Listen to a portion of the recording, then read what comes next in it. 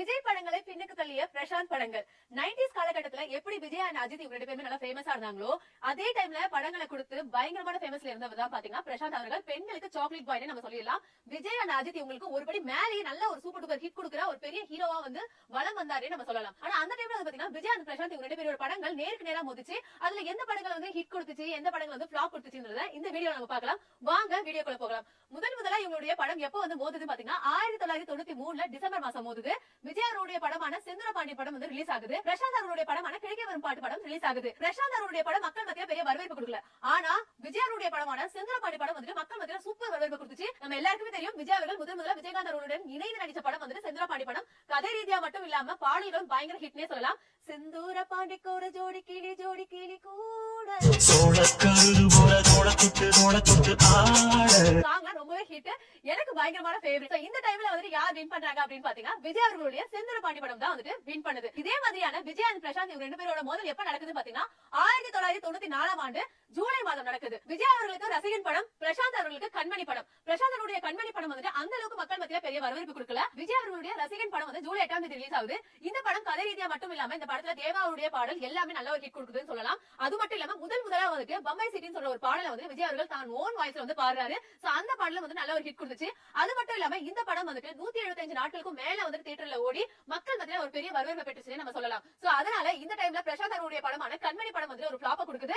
விஜய் அவர்களுடைய படம் வந்து ஒரு வின்ன கொடுக்குது. சோ இந்த டைம் விஜய் அவர்கள் தான் வின் பண்றாங்க.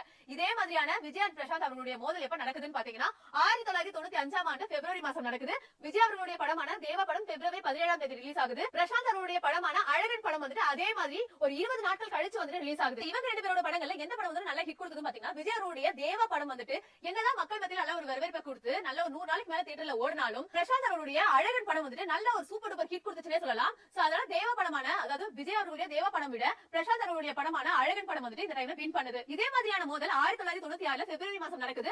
விஜய் அவருடைய படமான பூவே உனக்காக படம் வந்துட்டு Feb 15 வந்துட்டு இந்த படம் ரிலீஸ் ஆகுது. அதே மாதிரி பிரசாந்த் அவருடைய படமான கல்லூரி வாசல் படம் வந்து ரிலீஸ் ஆகுது. இந்த படத்துல பிரசாந்த் கூட யார் நடிச்சிருக்காங்க பாத்தீங்கன்னா அஜித் அவர்கள் நடிச்சிருக்காங்க. சோ அஜித் அண்ட் பிரசாந்த் இவங்க ரெண்டு பேருமே இணைந்து நடிச்ச ஒரு முதல் படம், கடைசி படம் கூட நினைக்கிறேன் நானு. சோ ஓகே, இந்த டைம்ல யார் வின் பண்றாங்க அப்படின்னு பாத்தீங்கன்னா விஜய் அவருடைய பூவே உனக்காக படம் தான் வந்து நல்ல ஒரு சூப்பர் டூப்பர் ஹிட் கொடுக்குது.